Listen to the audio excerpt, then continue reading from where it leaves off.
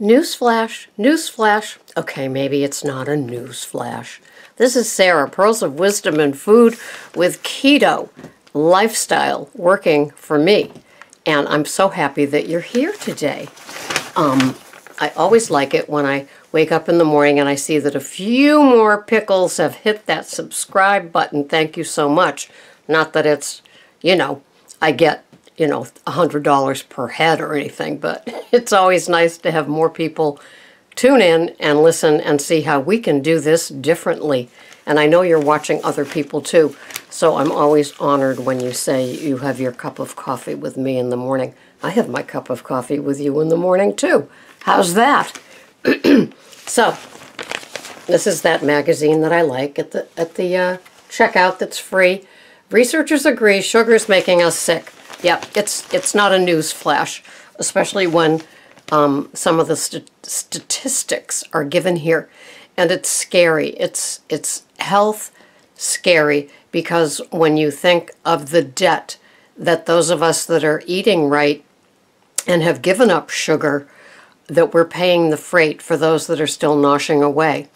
And one of the statistics here is that 29.1 million people are diagnosed with diabetes. That's not pre-diabetes. That's not metabolic syndrome. That's not you're eating too much sugar, you need to watch it. That's diagnosed with diabetes, okay? Of that number, 21 million have been diagnosed, and 8.1 million have not. And so they just keep going, and the stats keep growing, along with the waist and the belly and all that other kind of stuff. And Dr. Robert Lustig, who, love him, he just takes no prisoners.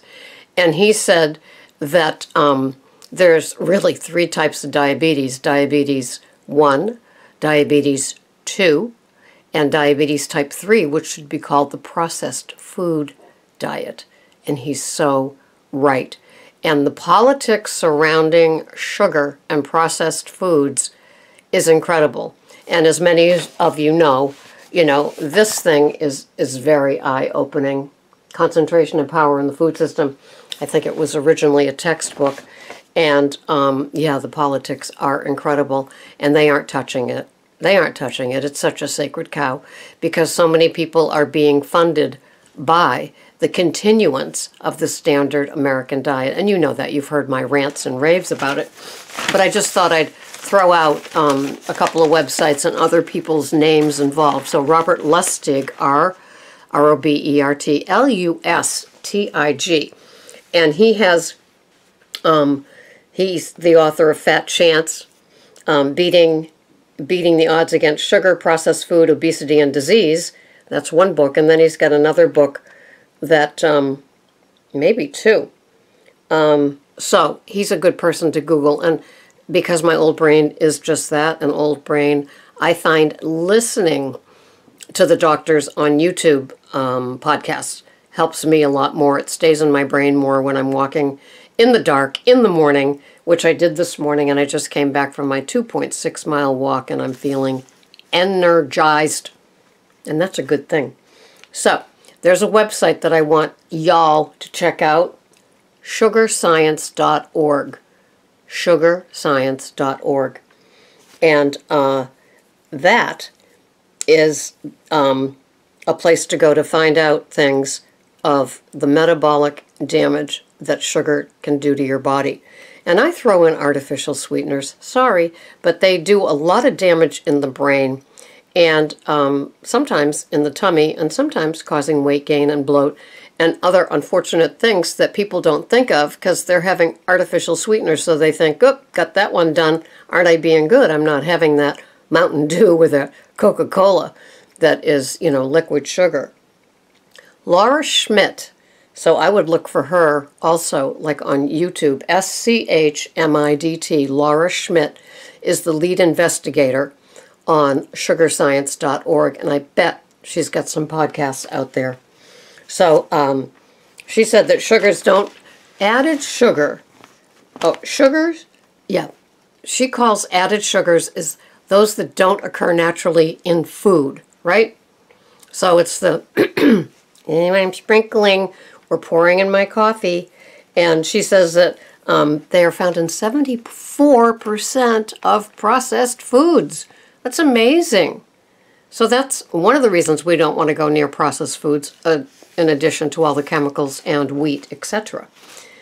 She said that sugar has 61 names. I thought it was 68. I remember doing a podcast on that.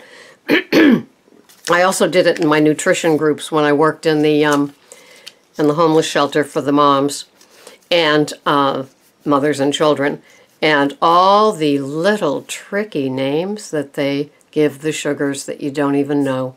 And be careful, if those of you that are still having protein drinks, tons and tons could be hidden in it. Maltodextrin, maltose, forget looking for things like sucralose and stevia. There's much more trickier hidden names. So just be careful.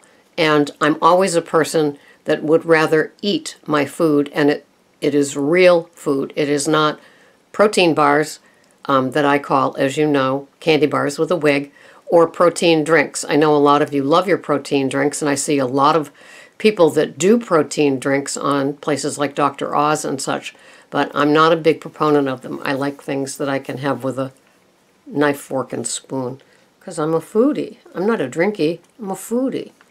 So, of course, we know that the FDA, has been heavily asked to change their labeling, and I did show you the difference in the labels. Of course, it's been put off and postponed for another year, and that was about a year and a half out when I did it. So who knows if the new labels will come out. And on those new labels, they were asking for added sugars to be identified. And so, yeah, that would harm their industry, but it would help us, wouldn't it? Especially when you're trying to learn how to be on keto and learn how to read labels and go about your business of shopping in the grocery store and learning scary things about sugar. So, sugarscience.org. And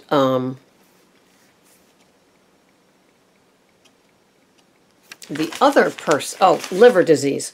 The American Liver Foundation says that at least 30 million Americans, or 1 in 10, has one of 100 kinds of liver disease, and that's, the sugar contributes to that.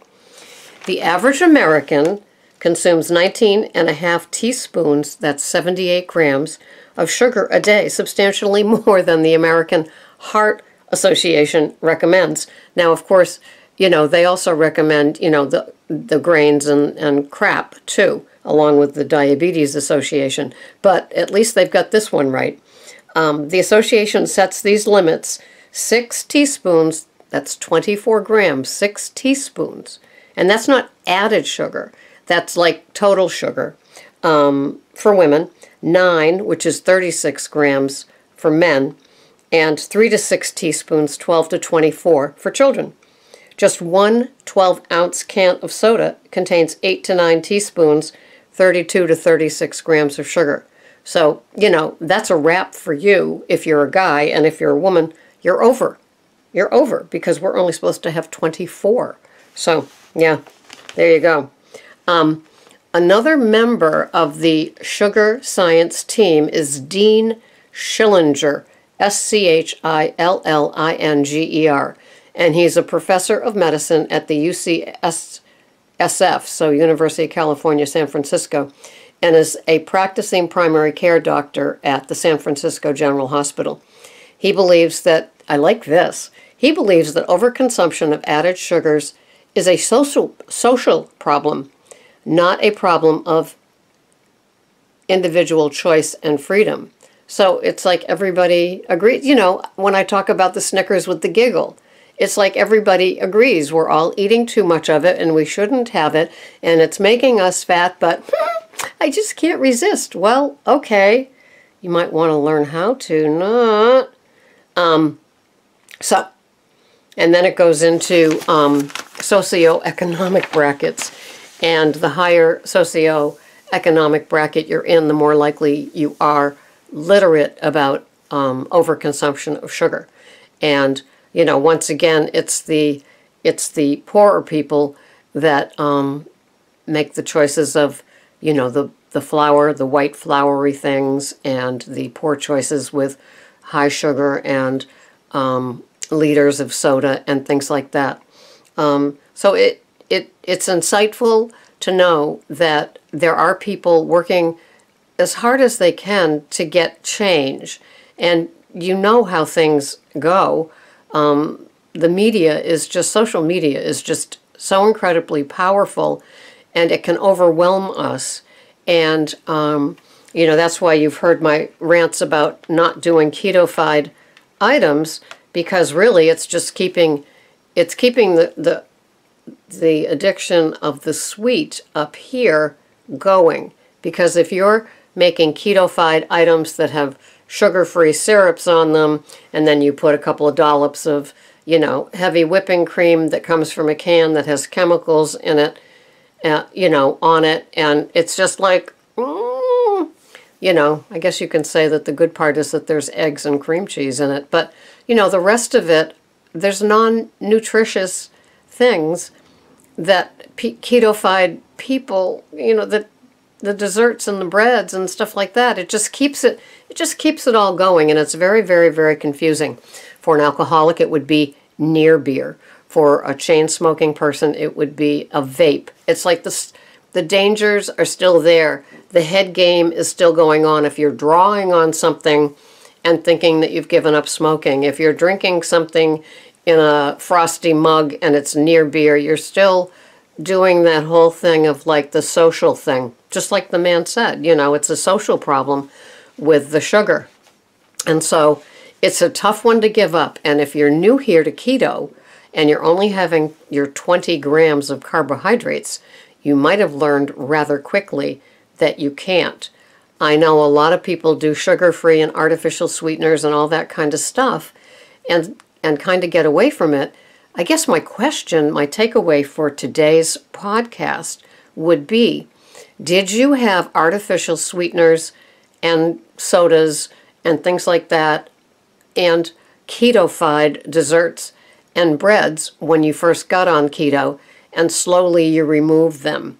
As many of you know, I was addicted to Coffee Mate, the sweet Italian cream.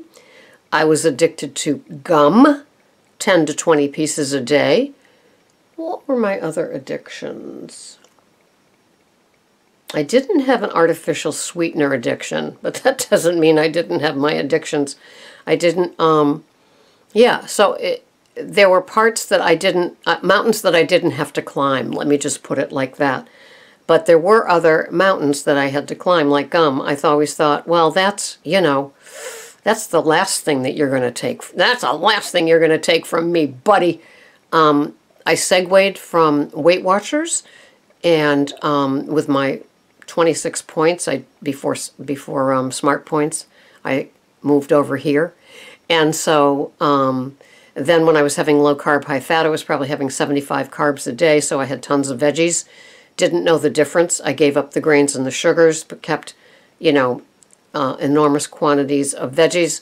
And so then I went to the 20 and under, and I was strict for the first 6 months. Now I allow a few more veggies. I allow a little cottage cheese.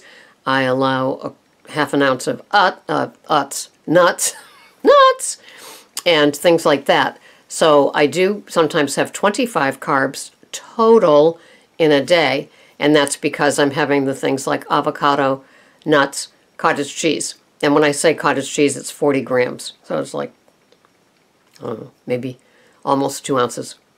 And so those are the things that I consider okay to have on maintenance. And BTW, by the way, I'm back under in my 2-pound range. So that was much ado about nothing. But hey, drama queen status for just a day. Although I dragged it out for a week, didn't I? All right. I won't get so upset about it the next time. So, here's my question. Did you have artificial sweeteners and diet soda and keto-fied breads and desserts when you first got here thinking, oh, this keto's not bad, only slowly to begin to give them up? Or gum. Did you give up gum? So, this is kind of like one of those long videos with questions at the end that you have to answer. Why is that fair? I just wanted to have my cup of coffee with you, Sarah. I didn't want to have to, like, comment. Ugh, you just keep adding more and more onto this. I mean, when do you stop making me so accountable? I don't. I want you to think.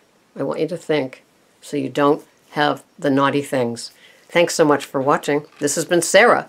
If it tickles your pickle, I'm still laughing about that, Tristan. Thanks for watching. Bye-bye for now.